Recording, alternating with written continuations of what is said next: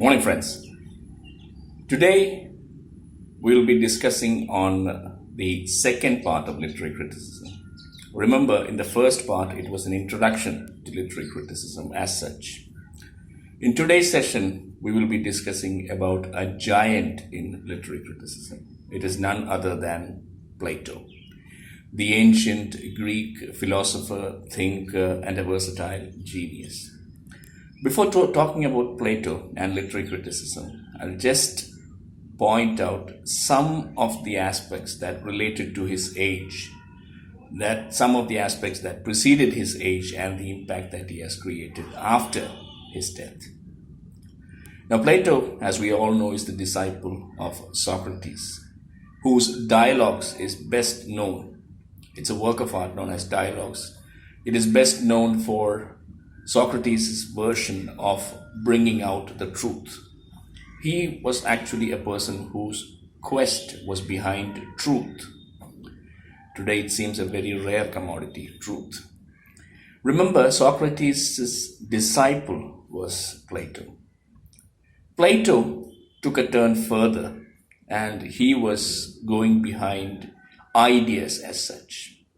What he considered as the be-all and end-all of everything was ideas. In other words, to him, ideas constituted reality. There is nothing much to confuse in between these two. Socrates was after the quest for truth, and Plato was going after his quest for ideas. Now, Plato's famous work was The Republic, in which he gave much importance to philosophers. He said that the ideal commonwealth should be constituted by wonderful men and women who should have good character, good morals, and excellent thought. Unluckily, poets seemed to be disbanded or thrown out from his books of good thought. He didn't give much importance to poets. The sole reason why he didn't give much importance to poets is that he considered that poets did not make good citizens, or they were not entitled to be good citizens under his republic. Why? What is the reason?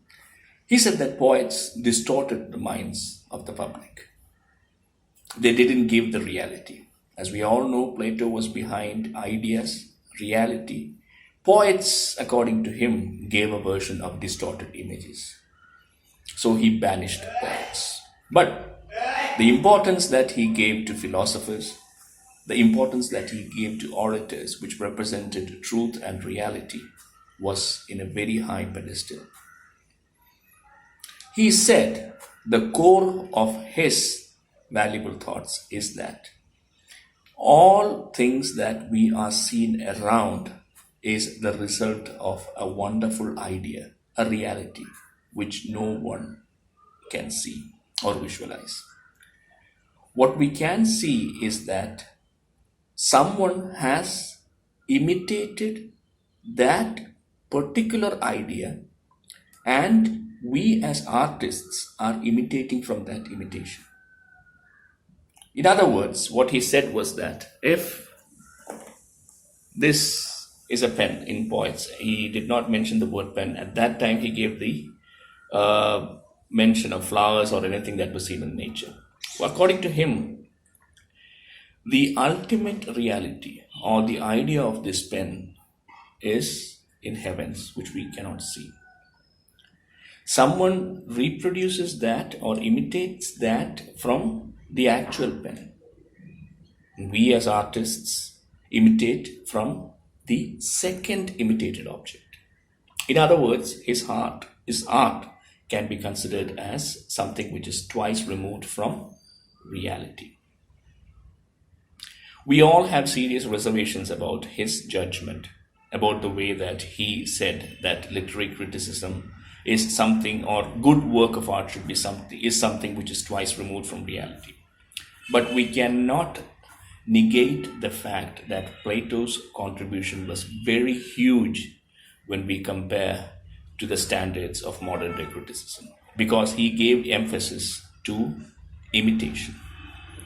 Just have a look around. whatever that we are seeing around, it is actually an imitation.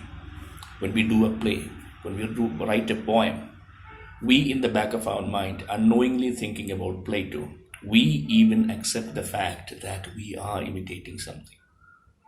So that's the way that he gave emphasis to imitation. According to him, imitation is the essence of everything. So, after this, after Plato came his disciple Aristotle. In the next session, I'll be dealing with Aristotle as such. So, I'm winding up this session with Plato just to give you some important tips about Plato. And the most important person in his republic is the philosopher king. And the good subjects are, or the good sub people are, people with morals and good character. And according to him, a work of art is an imitation of an imitation. Thank you very much.